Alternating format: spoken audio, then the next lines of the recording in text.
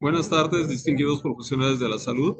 Vamos a dar inicio a nuestra primera sesión académica. ¿Se escucha bien, fuerte y claro? Sí, Muy bien. Vamos a presentar a nuestra ponente. Ante todo, quiero darle la palabra. Como sabe, estamos iniciando esta nueva gestión. Le vamos a dar la palabra a nuestro presidente, nuestro compañero Noel Iván Cárdenas González. Él les va a dar unas palabras de bienvenida a estas excelentes sesiones académicas 2025. Adelante, Químico Iván.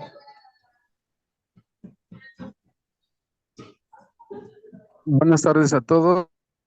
Araceli, muchas gracias por tu apoyo. Vamos a dar inicio al ciclo de conferencias de la Anquiste 2025 y abrimos con el pie derecho. Van a ser sesiones dos mensuales. El químico Joaquín se encomendó la tarea de organizar las sesiones cada mes. Y sin más, Joaquín, muchas gracias a todos los que nos siguen a través de Zoom. Y pues damos como bienvenida a Araceli. Muchas gracias, Químico Presidente. Vamos a iniciar hoy con nuestra primera sesión académica.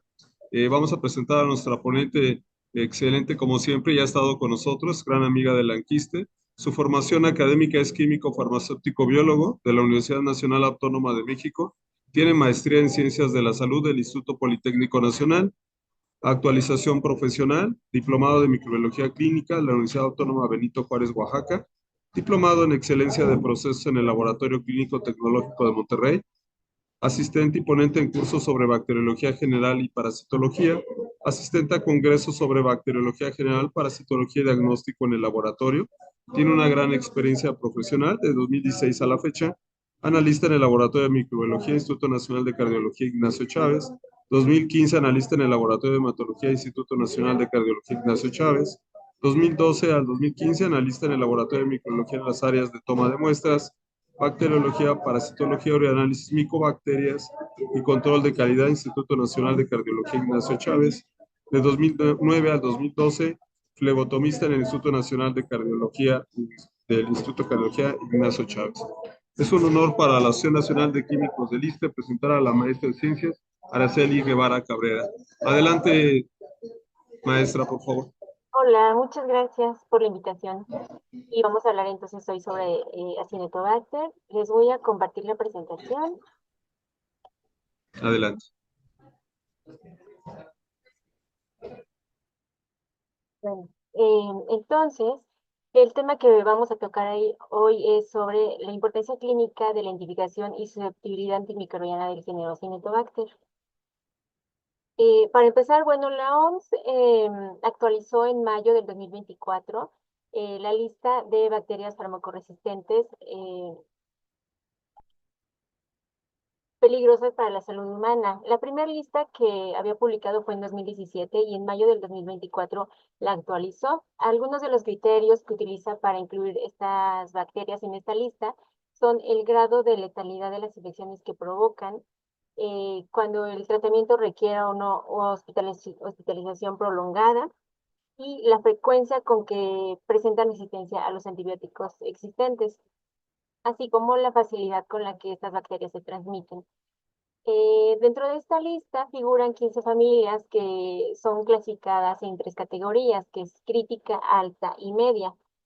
Recordemos que la resistencia a los antimicrobianos ocurre cuando estos fármacos pierden actividad contra bacterias, virus, hongos o parásitos, o provocando con ello enfermedades más graves, un aumento en el riesgo de que éstas se propaguen y causando más mortalidad.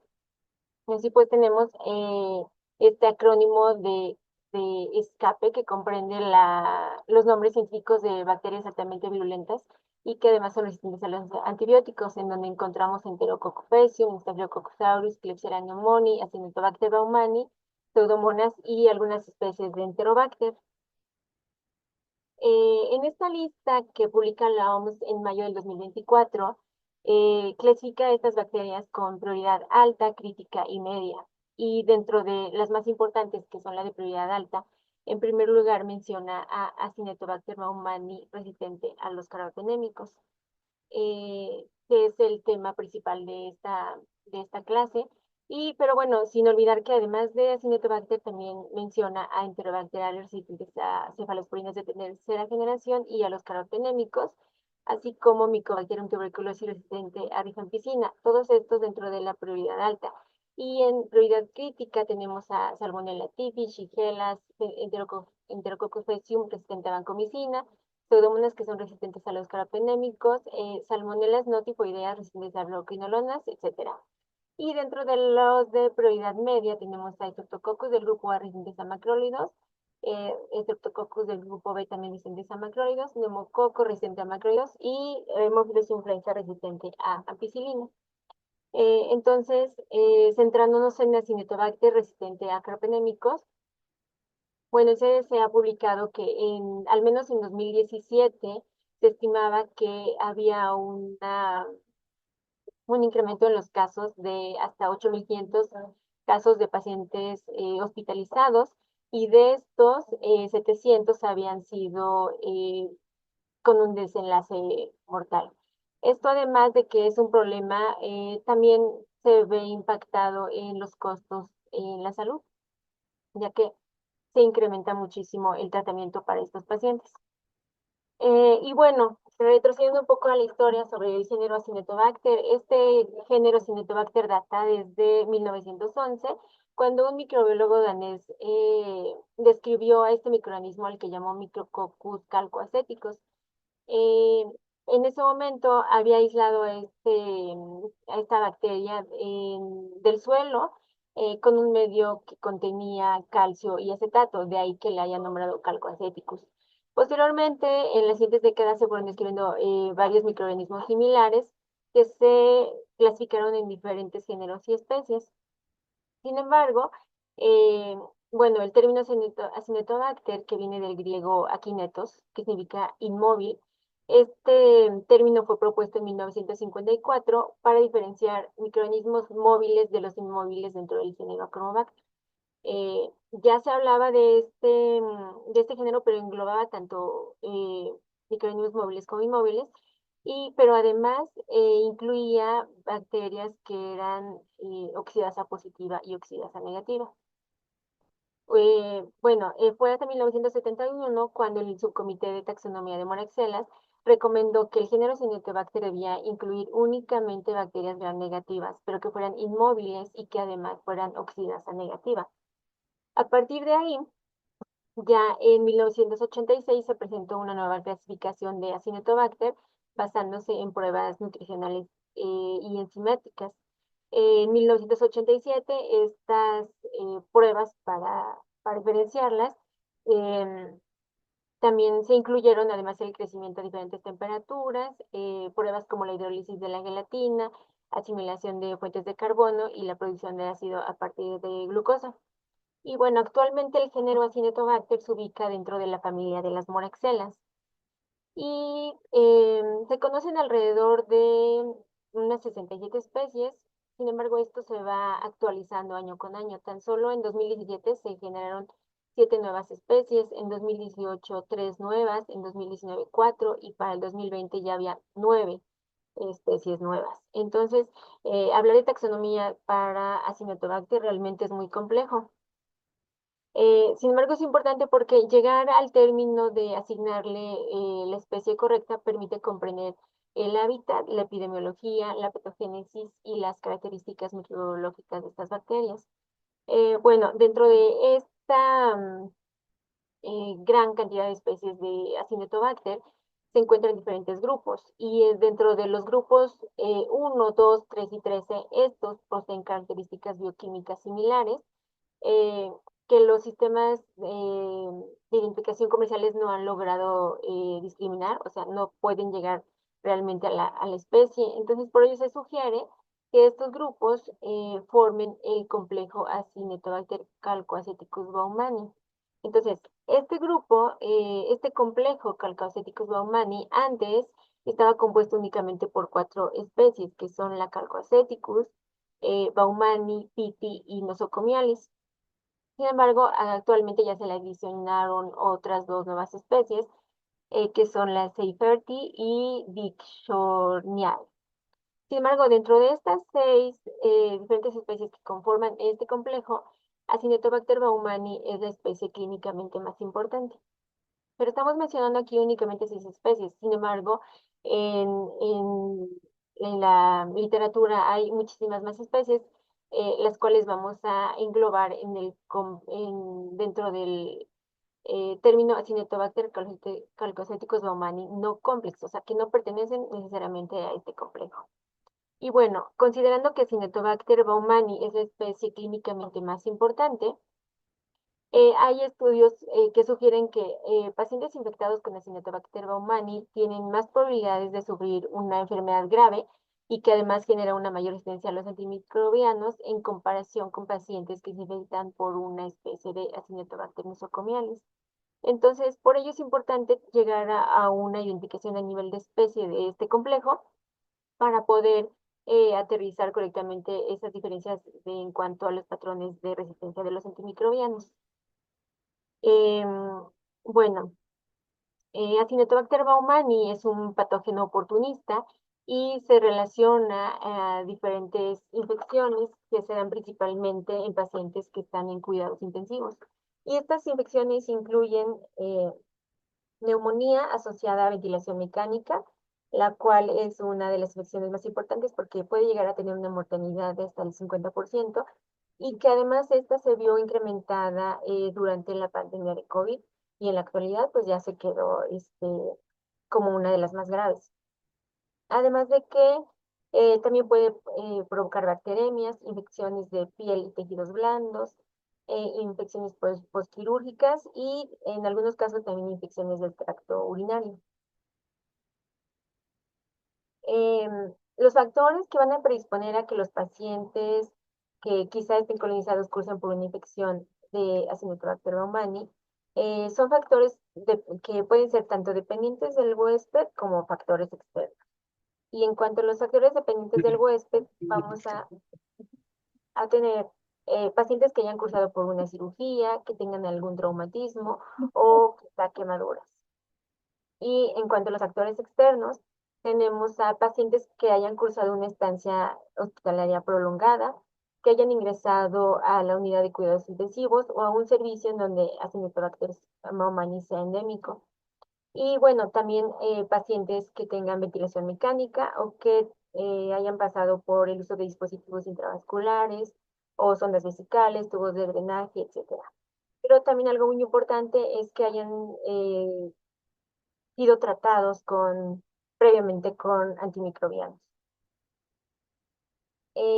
Bueno, la Acinetobacter es patógeno oportunista, pero estas oportunidades que va a encontrar la bacteria para desencadenar esa infección, como ya les mencionaba, pueden ser defectos en las defensas anatómicas del paciente o la alteración de la microbiota normal de este paciente dada por la exposición a los antibióticos de amplio espectro. Y la mortalidad que se le atribuye a esta infección está relacionada justamente a que Acinetobacter presenta una resistencia a los diferentes antimicrobianos, pero que además actualmente no se encuentran con opciones terapéuticas definitivas para contrarrestar estas infecciones. Una de las características más importantes de Acinetobacter es que, bueno, puede presentar esa aparición de cepas multiresistentes, extremadamente resistentes o panresistentes. Y aquí es importante recalcar el papel del medio hospitalario como reservorio de Acinetobacter baumannii durante estos brotes, puesto que el principal modo de transmisión de esta bacteria en el ambiente hospitalario es a través de las manos del personal sanitario. Bueno, porque sin embargo algunos pacientes pueden ser portadores o estar colonizados por esta bacteria durante días o incluso semanas sin que esta colonización pase, bueno, esta colonización en realidad a veces puede pasar desapercibida, excepto que este paciente tenga estos otros factores que lo predispongan a cursar por una infección. Entonces, Acinetobacter baumannii puede colonizar la piel, particularmente regiones húmedas como las axilas o la ingle, y también puede colonizar el tracto respiratorio y gastrointestinal. Eh, Su hábitat natural son el agua y el suelo, pero hay numerosos estudios que han documentado que Acinetobacter puede estar en el ambiente hospitalario y los principales focos identificados son ventiladores, equipos de soporte respiratorio, guantes en el agua, medicaciones y soluciones parenterales, incluso en mesas, en camas, etcétera. Y además, algo que le confiere esta patogenia Acinetobacter es que tiene la facultad de adherirse a superficies y células epiteliales utilizando sus fimbrias y su cápsula le ayuda a inhibir la fagocitosis, además de que desarrolla biofilm sobre superficies y células humanas. También tiene la capacidad de desarrollarse en un pH ácido y a bajas temperaturas. Eso le permite incrementar su habilidad para invadir tejidos desvitalizados y bueno, en condiciones de sequedad tiene una prolongada viabilidad. Em, pero además tiene un alto potencial para adquirir material genético de su entorno que le ayuda a incrementar su sobrevivencia y desarrollar así mecanismos de resistencia antimicrobiana. Dentro de las infecciones más comunes que puede presentarse por Acinetobacter, tenemos a las de vías respiratorias, que principalmente pues es la neumonía. Esto debido a que a veces puede estar colonizando vías respiratorias altas, pero si el paciente está cursando por una ventilación mecánica, como eh, en el área de cuidados intensivos, bueno, pues esta colonización pasa de ser eh, simple colonización a provocar neumonía. En cuanto a las bacteriemias, se asocia con frecuencia a infecciones de las vías respiratorias también, pero también se asocia al uso de catéteres endovenosos y, bueno, como ya les comentaba, también se puede asociar a infecciones urinarias, heridas cutáneas y abdominales, lo que podría llevar a bacterias. Dentro del laboratorio hay diferencias importantes para poder determinar las especies. Sin embargo, los métodos bioquímicos y los sistemas automatizados eh, todavía siguen trabajando en ello, todavía no nos ayudan exactamente a diferenciar a nivel de especie. Y aunque se encuentran disponibles ya en el mercado métodos moleculares, estos no se emplean regularmente en los laboratorios de diagnóstico de rutina. Pero lo que sí podemos hacer nosotros en el laboratorio es identificarlo con las pruebas bioquímicas, pruebas de tinción, como algunas de las siguientes. Entonces, Acinetobacter son bacilos cortos, gram negativo. En su fase de crecimiento rápido, se pueden ver más como bacilo que como coco, y en la fase estacionaria ya se van a ver en tinción de gram realmente como cocos. Estos cocos gram negativos o bacilos gram negativos realmente se pueden agrupar en pares o cadenas y son inmóviles, no forman esporas. Y en medios sólidos vamos a verlos como colonias lisas, algunas veces mucoides, convexas y de bordes regulares. Muchas de estas cepas crecen bien en McConkey, además de los medios enriquecidos, y pueden verse como colonias rosa pálido. Una característica también puede ser la hemólisis que genera en agar sangre de carnero, pero únicamente lo va a hacer la especie de Acinetobacter hemolyticus.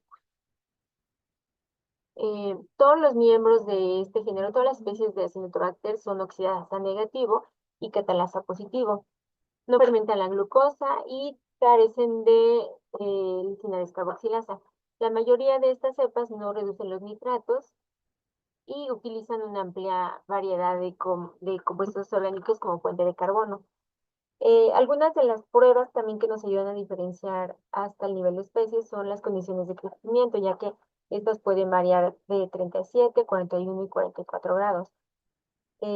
Como ya les comentaba, la hemólisis en agar sangre para la especie Acinetobacter hemolyticus es una de las características principales. Y otras pruebas que podemos añadir es la hidrólisis de la gelatina y la producción de gas a partir de la glucosa. En resumen, bueno, su tinción de Gram son cocos gram negativos o cocobacilos. La prueba de catálisis siempre es positiva, la oxidasa es negativa. Son inmóviles y algunos de ellos pueden llegar a dar positivo a citrato, eh, pero no todas las especies. Lo importante aquí es que sus requerimientos nutricionales de crecimiento realmente no son muchos, entonces no se considera una bacteria de requisitos de crecimiento exigente. Se puede llegar a confundir en una tinción de Gram como cocos gram negativos, como Neisseria o Monaxelas, pero esto lo podemos corregir lo podemos determinar con la prueba de oxidasa, ya que el género Cinetobacter siempre da oxidasa negativo, mientras que las Neisseras y las Monaxelas siempre dan oxidasa positivo. Y para diferenciarla de las enterobacterias, que sí reducen, bueno, otra característica es que la podemos diferenciar de las enterobacterias por su incapacidad de reducir nitrato. Aunque se han empleado métodos fenotípicos para identificar estas especies, se espera que los métodos basados en secuenciación de nucleótidos a la larga sea el método estándar de identificación. Sin embargo, ahora es más común utilizar combinación de métodos de identificación como la espectrometría de masas, que esta sí nos ayuda mucho en el laboratorio, porque con esta metodología sí podemos llegar a la determinación de las especies. Actualmente esta metodología de espectrometría de masas sí permite que haya grandes avances en la determinación de las especies de este complejo, principalmente el complejo Chalcoceticus baumannii. En cuanto a la resistencia bacteriana, la habilidad que tiene Acinetobacter para adquirir mecanismos de resistencia es un fenómeno que se ha observado desde los años 70, cuando la mayoría de estas cepas eran sensibles a los antibióticos. Sin embargo, con el uso indiscriminado de los antibióticos, bueno, ahora ya tenemos estas cepas tan resistentes. ¿Y esto por qué se da? Porque, bueno, quizá en una población eh, de bacterias, como ves en esta imagen, en una población mixta de bacterias, si en un inicio teníamos solo algunas colonias resistentes a ciertos antibióticos, al ser expuestas a, a una amplia gama de antibióticos, se va generando esa selección de supervivencia de las bacterias resistentes, que ahora pueden tomar el control y empezar a crecer y eh, volverse más selectivas, generando infecciones, pero ahora únicamente de bacterias resistentes. Eso es lo que pasa cuando se tiene un uso indiscriminado de antibióticos. Mm. Acinetobacter baumannii puede presentar mecanismos de resistencia intrínsecos y mecanismos de resistencia adquiridos. Dentro de los intrínsecos, Acinetobacter tiene una cefalosporina de tipo AMSE, eh, y es el principal mecanismo de resistencia a los betalactámicos. Cuando esta enzima se expresa en bajo nivel, le confiere resistencia a ampicilina. Pero si esta cefalosporina tipo AMC se sobreexpresa, entonces le va a producir resistencia a otros antibióticos como cefalotina, piperaciclina, ceforexima, ceftazidima y astrolonam, pero no llega a afectar a los carapenémicos ni cefepime. Esta es una como de sus principales mecanismos de resistencia intrínseca. Pero además tiene otro mecanismo que es la presencia de oxacilinasa, que es la OXA 51. Esta expresión basal de esta enzima hidroliza débilmente a las penicilinas y a los carbapenémicos. Pero esto es lo intrínseco. Sin embargo, eh, lo que preocupa más es la resistencia, los mecanismos de resistencia adquiridos, ya que, como ya vimos, es poco frecuente encontrar cepas de Acinetobacter baumannii que sean sensibles a todos los betalactámicos. Eh, y estos mecanismos de resistencia adquiridos comprenden mecanismos enzimáticos y no enzimáticos. Dentro de los mecanismos de resistencia enzimáticos, Estos consisten en la degradación del beta-lactámico mediada por diferentes tipos de enzimas beta-lactamasas, dentro de las cuales encontramos a las enzimas de clase A, clase B o clase D, de acuerdo a la clasificación de Amble. Y dentro de las beta-lactamasas de clase A vamos a tener las de amplio espectro que se relacionan a la resistencia a penicilinas. Dentro de ellas tenemos a las TEM1, TEM2 y carbenilinasa. Pero además, dentro de estas beta-lactamasas de clase 1, también tenemos a las beta-lactamasas de espectro extendido, como las BEB1, las PER1 y las de tipo KPC. En cuanto a las beta-lactamasas de clase B o metalo-beta-lactamasas, estas comprenden un grupo de enzimas que no son inhibidas por el ácido clavulánico ni por el tazobactam, pero son sensibles a la inhibición por agentes quelantes como el EDTA, y dentro de estas vamos a encontrar a las IMP, a las BIM, etc. Y además, dentro de estas enzimas también tenemos a las beta-lactamasas de clase D, en donde con mayor frecuencia se describen con mayor frecuencia en las cepas de Acinetobacter, y las principales son las OXA24, OXA23, OXA51 y OXA51. Dentro de los mecanismos de resistencia adquiridos, pero que no son enzimáticos, pero que le confieren esta resistencia a los beta-lactámicos, vamos a tener la alteración de las proteínas de membrana externa, que conducen a una disminución de la permeabilidad de la membrana, las bombas de expulsión que expulsan al antibiótico, y la alteración de las proteínas de unión a penicilinas o PDPs. Sin embargo, es importante recalcar aquí que más de uno de estos mecanismos de resistencia pueden estar presentes dentro de una misma cepa. Esto le confiere ese alto nivel de resistencia a Acinetobacter. Para el tratamiento de infecciones por Acinetobacter baumannii, estas, que generalmente son resistentes a muchos antibióticos como penicilina, clorafenicol y algunos aminoglucósidos, actualmente, como ya existe un aumento en la resistencia a los carapenémicos, pues realmente deja muy pocas opciones de tratamiento, aunque se ha conseguido en algunos casos un éxito con polimixina. Y una característica importante también es que Acinetobacter son sensibles al Subactam. Este Subactam, recordemos que es un inhibidor de las beta-lactamasas. Sin embargo, para este género está siendo sensible Acinetobacter a Subactam. Dentro del tratamiento que se puede manejar para Acinetobacter vamos a encontrar algunos antibióticos como la tigecyclina. Sin embargo, pues ya también se han reportado algunas resistencias a este antibiótico. Aminoglucósidos como amicacina y tobramicina. Sin embargo, en cepas multiresistentes también estos aminoglucósidos pueden tener una sensibilidad intermedia. Y en cuanto a la colistina, que también era una opción terapéutica, también ya se han encontrado casos de cepas resistentes. Y entonces, bueno, realmente em, las opciones terapéuticas se van cerrando.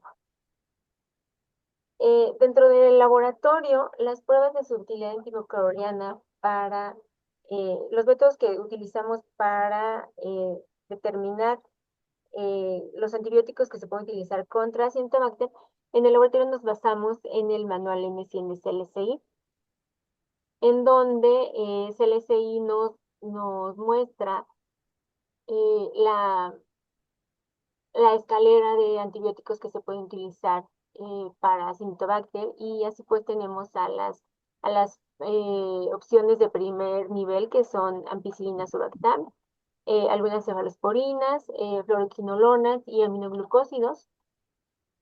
Como segunda opción ya nos sugiere carbapenémicos, amicacina, piperaciclina, tazobactam, trimetoprim y minociclina. Y como tercera opción tenemos a ceviderocol y suractam con dulobactam. Sin embargo, bueno, ya llegar a el nivel 3 bueno, ya estaríamos hablando de estas cepas que están generando mucha resistencia y aún así tenemos un nivel 4 de antibióticos que se pueden utilizar, en donde encontramos a colistina y a polimicina. Sin embargo, estos únicamente se pueden ensayar siempre que se tenga comunicación directa con el médico o con los infectólogos. CLSI nos sugiere que las pruebas em, para detectar las sensibilidades antimicrobianas se pueden hacer por métodos de difusión en disco o por microdilución. En cuanto a los métodos de difusión en disco, nos recomienda que si se va a utilizar una placa de 150 milímetros, el número de discos máximo que se puede utilizar son 12 discos por placa. Y para una placa de 100 milímetros, lo recomendable es no poner más de 6 discos para poder realizar correctamente esa lectura a los de difusión, sí, de inhibición. Eh, y bueno, CLSI también nos presenta los diferentes puntos de corte que vamos a tener para la interpretación de la sensibilidad, de sensible, intermedio, resistente de los diferentes antibióticos. Eh, y en la mayoría de ellos nos presenta que se puede hacer por difusión en disco y tenemos los diferentes cortes. Y también por microdilución. Sin embargo, eh, en el caso de antibióticos como cefiderocol, en este caso, únicamente nos presenta que por difusión en disco, únicamente vamos a tener la interpretación de sensible siempre que sea un halo de inhibición mayor de 15 milímetros. Eh, ya no hay intermedio resistente, únicamente nos dice si es sensible o no es sensible. Si el corte es menor a este, pues ya prácticamente sería resistente. Sin embargo, si hacemos esta determinación por microdilución, entonces ahí sí tenemos diferentes puntos de corte. Lo mismo pasa con colistina o polimicina. En este caso, para estos antibióticos, CLSI nos recomienda que no se puede realizar por, eh, por Kirby-Bauer. Únicamente se puede realizar esta determinación por microdilución. Y lo interesante de aquí es que para colistina y polimixina no nos muestra un corte para sensible, sino que solamente nos dice que con una concentración menor o igual a 2, el resultado es intermedio y mayor de 4 es resistente. Entonces esto se tiene que estar comunicando al médico o a los infectólogos para que se consideren, se tomen las medidas necesarias, porque muchas veces el dar o no este antibiótico va a depender de la dosis que el médico le pueda administrar al paciente por los altos niveles de toxicidad de estos antibióticos. En cuanto a los aminoglucósidos, fluoroquinolonas y tetraciclinas, no tenemos estas limitaciones, sí tenemos cortes con halos de inhibición en Kirby-Bauer y también tenemos cortes por microdilución. Entonces, en el laboratorio podemos ensayar el que tengamos con mayor acceso. Y lo mismo para trimethoprim sulfamethoxazol. En este caso también tenemos interpretación cuando se hace con Kirby-Bauer y en el caso de que se haga por microdilución, únicamente tenemos la interpretación para cuando es sensible y para cuando es resistente. No hay puntos intermedios, únicamente es sensible o resistente. Y bueno, ¿y cómo podemos prevenir las infecciones por Acinetobacter? Bueno, hay estrategias para evitar la resistencia antimicrobiana que incluyen la prevención de las infecciones asociadas con el personal de la salud, y es en donde se hace mucho hincapié en los hospitales, sobre todo con el lavado de manos y las medidas de aislamiento cuando ya se tiene a un paciente infectado con alguna de estas cepas resistentes. Eh, algo que nos puede ayudar también mucho es la optimización del diagnóstico, y aquí es donde entra el laboratorio. En los tiempos de respuesta que se tienen para la identificación del agente causal de la infección y así como el perfil del antibiograma. En menor tiempo de respuesta nos ayuda a que el médico pueda tomar las decisiones terapéuticas inmediatamente. Bueno, y en cuanto al tratamiento de las infecciones, considerando la adecuada elección, la dosis y la duración del tratamiento, que esto compete más ya a la parte médica, pero bueno, es una de las estrategias para prevenir la diseminación de estas infecciones y además prevenir la transmisión cruzada de patógenos resistentes. Que esto se puede mejorar mucho con los sistemas de aislamiento de los pacientes. Em, Otra estrategia para evitar esta resistencia también puede ser la desinfección rutinaria de los equipos médicos, las superficies del área donde está el paciente, estas superficies que son tocadas por el personal de la salud para prevenir la transmisión al paciente susceptible, es decir, que cada persona que entre en contacto con el paciente que tenga una de estas cepas resistentes, pues tenga la precaución del lavado de manos para cortar esta cadena de transmisión a los otros pacientes susceptibles. Y bueno, este control de resistencia pues requiere el apoyo del laboratorio de microbiología, que tenga un programa activo de prevención de infecciones y un efectivo proceso de intercambio de información, tanto entre el laboratorio como con los médicos y quizá también el departamento de epidemiología. Bueno, muchas gracias.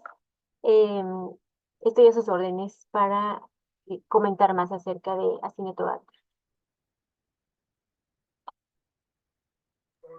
Sí, buenas tardes. ¿Alguna pregunta para nuestro excelente ponente, para la maestra en ciencias Araceli Guevara Cabrera? Ha sido un tema realmente muy importante porque esta bacteria nos representa ante el mundo microbiológico y en nuestros hospitales un gran problema de contaminación muy activa, donde estando en el grupo de las bacterias escape nos da pues esa gran importancia de la resistencia de la cual se habló bastante de antibióticos, Ara, y yo creo que nos has llevado a una excelsa plática donde resaltas todo el grupo de los carbapenémicos y las diferentes sustancias de antibióticos. No sé si tenga alguien una pregunta para nuestro excelente ponente. Ella está en el Instituto Nacional de Cardiología. Pueden aprovechar para tener, si tienen alguna duda, por favor.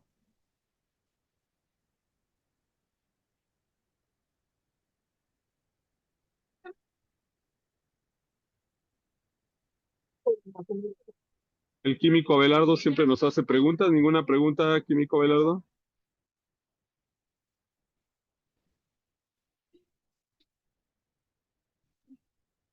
Bueno, es que realmente es un tema muy grande y hablar de Acinetobacter muchas veces nos genera ese temor porque pues es una de las bacterias más difíciles de tratar y comúnmente le dicen Acinetobacter de que es de las más complicadas en cuanto a su tratamiento. Claro. Felicitaciones para la química. Saludos, químico Luis Narváez. Ay, gracias. Realmente aquí está también. Seguramente nuestros compañeros en su mente también hay otros que dicen, aquí te preguntan algo.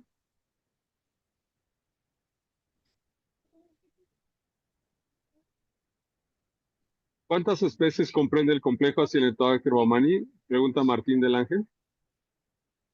Claro, gracias. Actualmente se encuentran 6 especies diferentes dentro del complejo calcoacéticos baumannii. Todas las demás es no complejo. Ah, correcto. También hay otra pregunta de Marcos Nejapa. Dice, buena tarde, ¿hay un registro de los casos en México?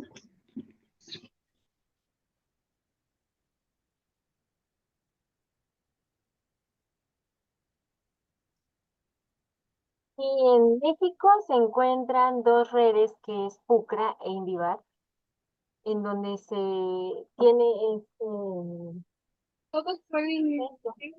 ese análisis de la incidencia. Sí.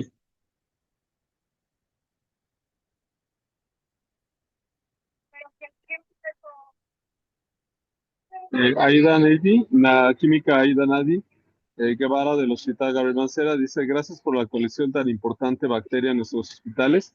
Felicitaciones, química, también una de esas Ay, muchas gracias. grandes amigas de Ya, IMSS. Guevara Cabrera. Tania Vázquez, no sé si la conoces, también te dice Ay, excelente Tania, claro. ponencia y, Gracias, Tania. y seguramente muchísimas más felicitaciones que no lo alcanzan a escribir nuestros distinguidos profesionales, pero ha sido una ponencia de verdad, bueno, a mí que me gusta la microbiología, muy excelsa, muy importante, y yo creo que eso nos va a dar la relevancia de seguir actualizándonos con esta primera. También Diana López González, muchas gracias, también te felicitan. Y aquí Gracias. está el maestro Abelardo, ¿gustas hablar? Abelardo, puedes abrir tu micrófono. Gracias, buena tarde. Excelente ponencia, efectivamente. Sí, va relacionado con la pregunta que hizo el compañero anteriormente, ¿no? En cuanto al registro a nivel nacional de los casos de Baumani. ¿Hay alguna diferencia en cuanto a norte, centro, sur, en cuanto a los aislamientos, al tipo de especie aislada? Porque pues hemos tenido brotes en diferentes hospitales. Esos registros, cómo están y si hay alguna diferencia de prevalencias de algunos lugares a otros. Bueno, como tal ese análisis no se ha hecho. Existe otra red que es la ROBE, en donde también se encuentra ese censo de la incidencia de Acinetobacter y la resistencia que está generando. Pero así como por zonas, como usted me lo menciona, no, me parece que todavía no la hay.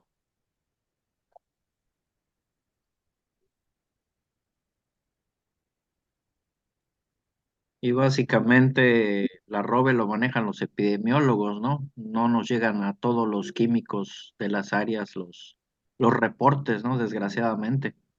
Pero muchas gracias por su respuesta. Sí, claro, gracias. Sí puede ser que sea de ellos, sin embargo, bueno, al final quienes reportan esos datos, pues sí somos los laboratorios químicos.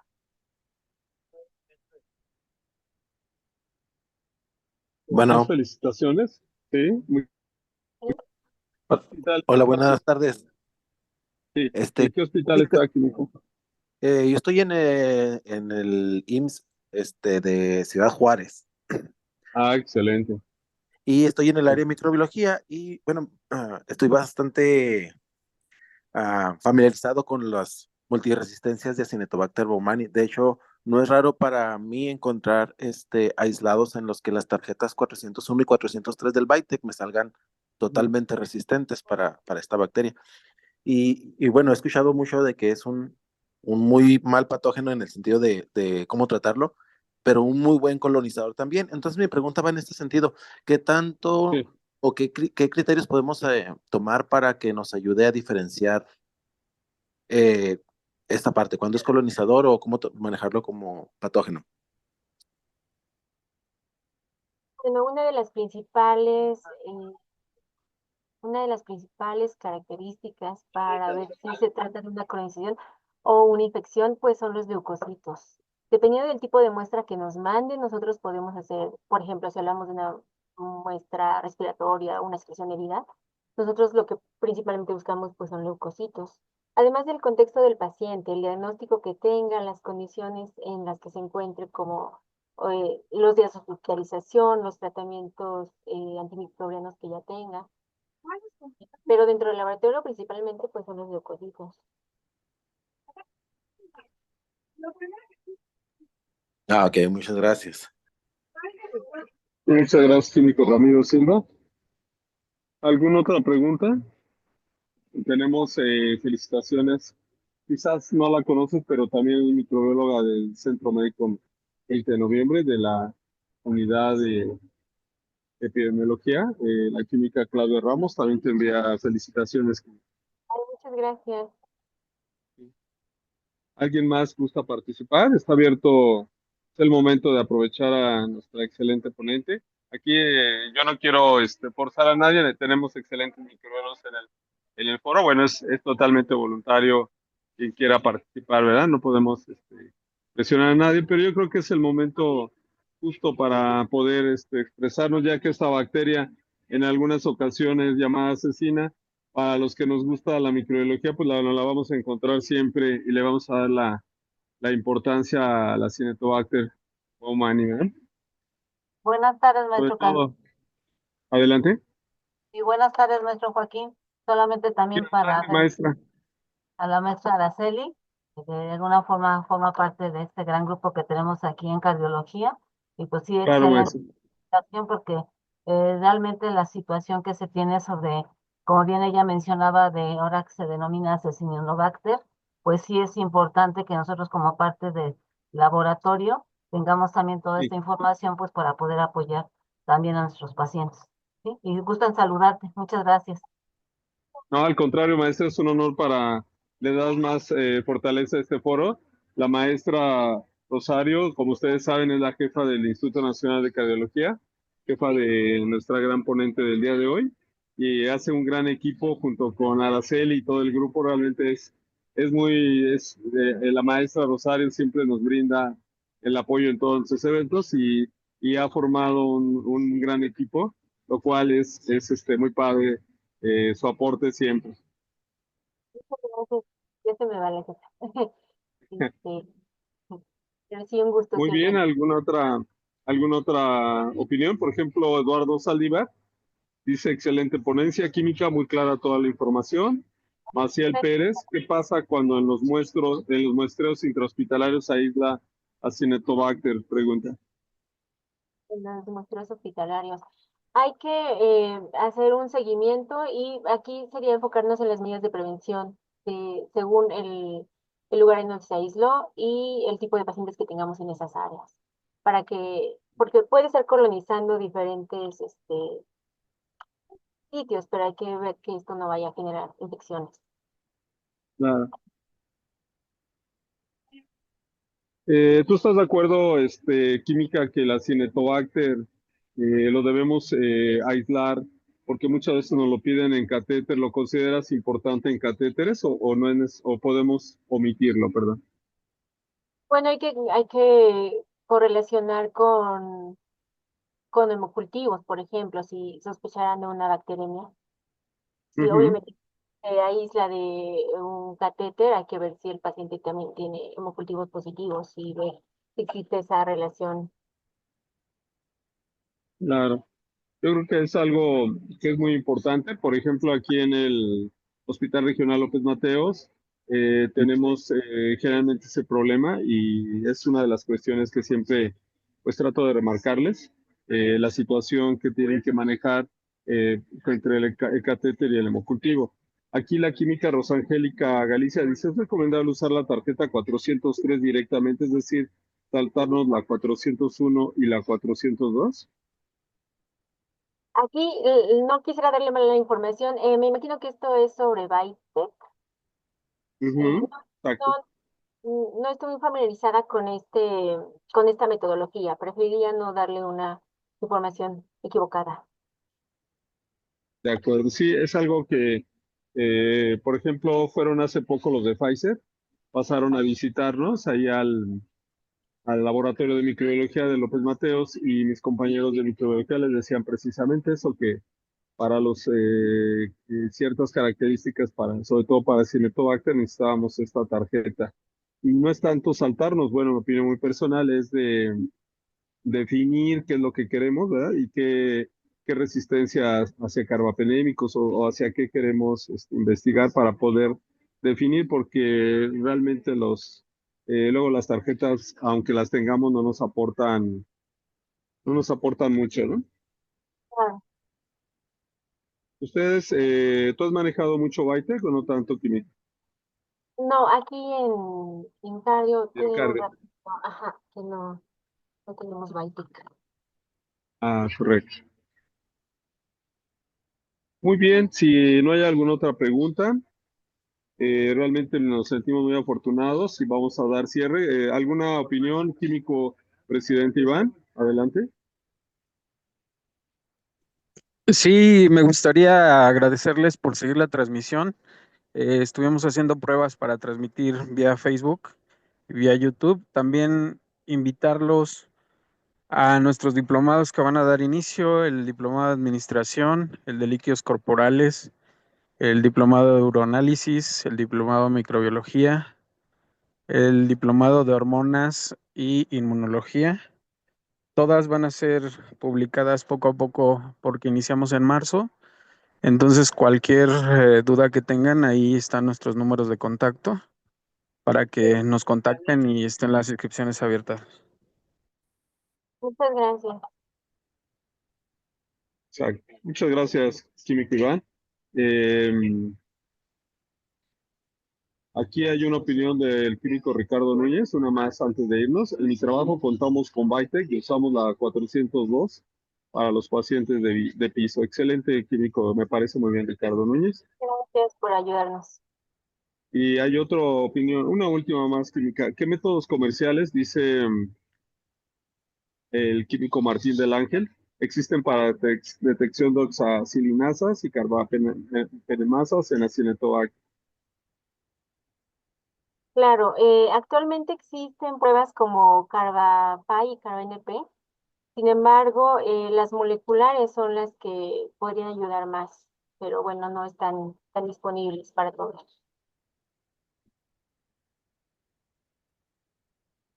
Muy bien, pues vamos a darle un gran aplauso y un